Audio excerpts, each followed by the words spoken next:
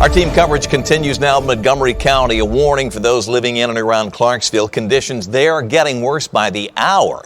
Fox 17 News' Jackie Del Pilar's live in Clarksville, where the sleet and the snow are making for a dangerous combination. Wow. The roads are really starting to get bad here, and if you can see, all this snow is actually coming straight toward me. It's been coming down like this since 3 this afternoon, and it is really starting to pile up. We left our vehicle for about an hour earlier and came back to a blanket of snow covering it, and all that snow in our car has also led to a new layer of sludge on the roads. As of this morning, the roads were relatively clean, at least the main roads, but now they are getting a whole fresh batch of this snow on the ground. The communications director with the city tells me their public works crew have been working around the clock to try to keep roads clear. They have 30 trucks ready to plow snow and spread salt throughout Montgomery County, but it's been a challenge keeping up as the weather keeps changing each day. That's kind of been the hallmark of this storm. You get one wave of ice and snow and you clean it off, start to go to the secondary streets, and then you get another wave and you have to go back to the primary streets. So it's been a little bit of a start and go kind of storm. City and county offices are closed tomorrow for the 4th consecutive day. That includes the COVID testing and vaccine site. Police and deputies continue to urge people to stay home and off the roads if you can. I've already heard chatter about some wrecks on the road, and I've heard about several rescues of people stuck in the snow already tonight. So please stay home if you can. We begin with breaking news tonight that includes a warning for anyone trying to make the most of this winter weather. Experts are now sharing the potential dangers of using cars or ATVs to pull sleds.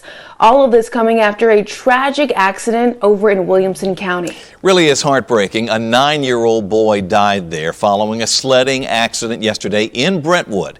Fox 17 News' Kathleen Surree joins us live in Brentwood now to tell us exactly what happened.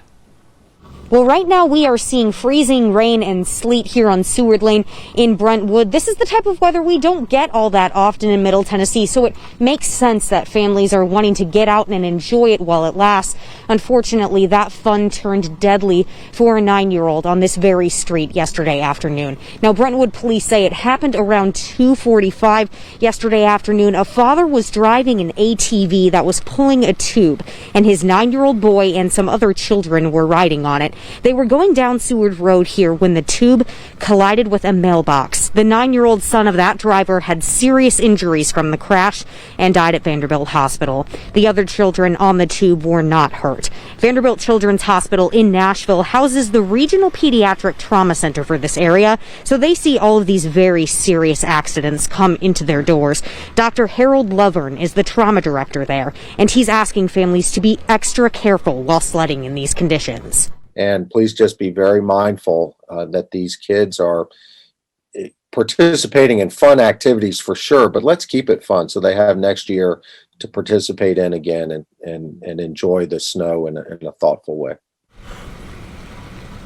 When it comes to sledding safety, Dr. Lovern says the first rule is to never pull sleds or tubes with motorized vehicles. Next, make sure you sled downhill feet first. Don't sled near bodies of water like lakes or ponds or near streets. And position yourself in an open area free from obstacles like poles or fences. He also says children should wear winter sport helmets if they have one, or if you don't have that, a bike helmet would also work. Now, what you just saw on your screen just now is a full web page of sledding safety tips from Vanderbilt. We're going to have a link to that under this story at fox17.com. Kathleen, thank you. 1,500 people waking up without power in Nashville. 6,000 more didn't have electricity in the southern parts of Middle Tennessee. And it is not just a problem here. 4 million people in Texas are braving record low temperatures without any electricity. Fox 17 News' Alex Apple in West Nashville tonight with a look at the differences that it takes to keep the lights on depending on where you are. Most of Tennessee's power still is above ground. Look at the giant power station behind me. It's similar to Texas, but what's different is how Tennessee gets power to the power stations and the sources that electricity comes from. He's like most of us. Russell Ottinger didn't quite believe Nashville would get its winter wonderland. and he's one of the Nashvillians who briefly lost power. Yeah, it went off about 9 o'clock this morning, and then it came on maybe 5 minutes here or there a couple times, and probably got back on around 2 o'clock this afternoon.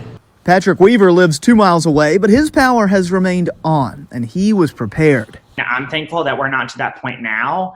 And so, I mean, I got a little worried, so I kind of went like full doomsday prep, and was like, I'm going to go to Walmart and Kroger and Target and get everything I need, so that way if I cannot leave my house for a week, I'm covered.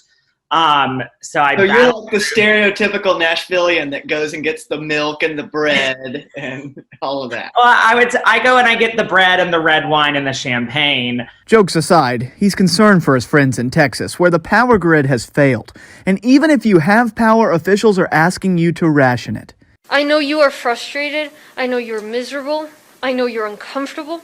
The vice president of Nashville Electric Service explained the difference in Nashville and Texas, saying the power grid in Texas has a limited number of transmission lines that interconnect with eastern and western power grids. That means they don't have as many options to get power from other regions as we do here in the Tennessee Valley. Well, I've actually got family that lives in Dallas, and yeah, they just weren't prepared for it whatsoever. And burying power lines saves them from a falling tree or heavy ice, but a buried line is harder to fix if a problem arises. We called the company. What we're wondering is the biggest difference between burying the lines and the above-ground power lines. NES responded with a statement noting, instead of completely changing the infrastructure, the most effective solution is an aggressive tree trimming strategy.